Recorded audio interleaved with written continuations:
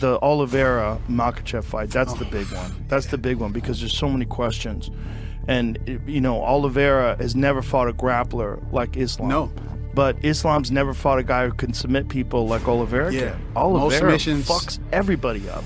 I always go to this, Joe. Sorry. Listen. Woo, look at that. Michael Chandler fight. A guy that had great wrestling.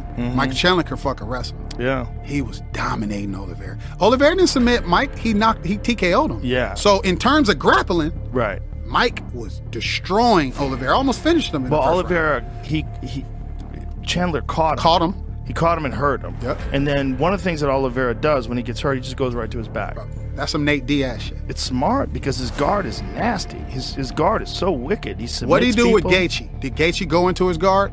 No, Gaethje kind of stepped back out. But he cracked Gaethje. Gaethje said first 8 seconds. Something about the way he hit him. He said he hit him so hard he felt it in his tongue. Yeah. He's like, it's just like, he goes like, that guy can. He said he never crack. got hit like that before, and that's scary. Wild. Oliveira's big, bro. He's big. He's a big, and this is the thing.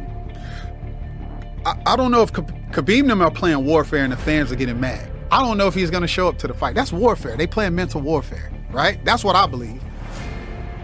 Charles is big, man. Yeah, well, it's amazing too that he fought at 45, and that's probably responsible for some of his losses that he got so dehydrated. Of course. I mean, look, think about Gilbert Burns fighting Dan Hooker. I filmed him that week. Drained himself. Soon as I remember when Dan Hooker beat him after the fight. Dan Hooker was like, I didn't beat fucking Gilbert Burns. I beat a deflated Gilbert Burns. Yeah. He was honest about that. It's the beautiful art because with jiu-jitsu, it's the one martial art where the big guy can get dominated by the little guy. Sure. Because the reality is, any other world where like a guy size of, say, like Michael Chandler has zero chance against a guy the size of Francis Ngannou. Zero. Like if they're sparring, like if they're just gonna throw hands, he has zero chance. Yeah. I'm putting all my chips close on the big guy, all of them. But in jiu-jitsu, if you get a guy like Charles Oliveira, who's that good at jiu-jitsu, he could strangle a fucking heavyweight. Yeah, sure. And I've seen it. I've seen it happen. Could. Oh yeah, I've seen it. Guy who doesn't know jiu-jitsu and he's rolling, just doing jiu-jitsu with a guy like him, and he gets your back. Oliveira's jiu-jitsu is some of the best I've ever seen in MMA.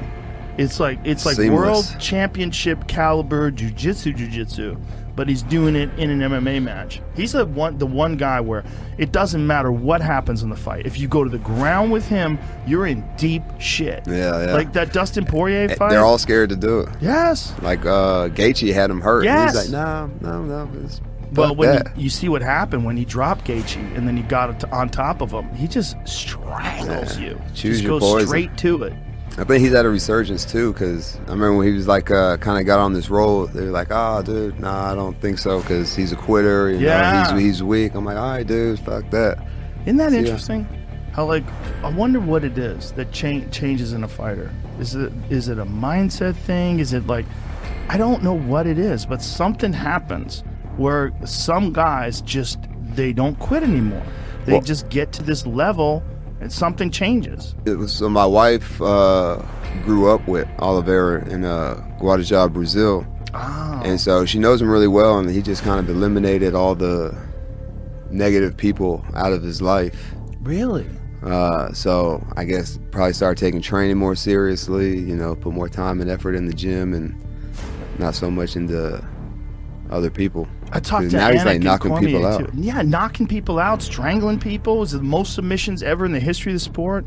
He's the one guy that I really wish Khabib would have fought. Like now. Like if Khabib was going to come back. And I wonder, I mean, I'm very interested in Khabib versus Islam Makhachev. Because that's, to me, that's the big fight in lightweight. Khabib or Charles? Did I say Khabib? I meant Charles. I meant Oliveira. Oliveira versus Islam Makhachev. But if Islam Makhachev loses to Charles Oliveira, then if Khabib had like one more in him. You don't think there's a price tag they could throw at him? That's what I'm saying. Like he's like break the bank. Bro, he's as heavy as you right now, though. What if Charles Oliveira beats Islam Makhachev? Yeah. What happens then? And he fights. What if he submits him? And he calls out Khabib.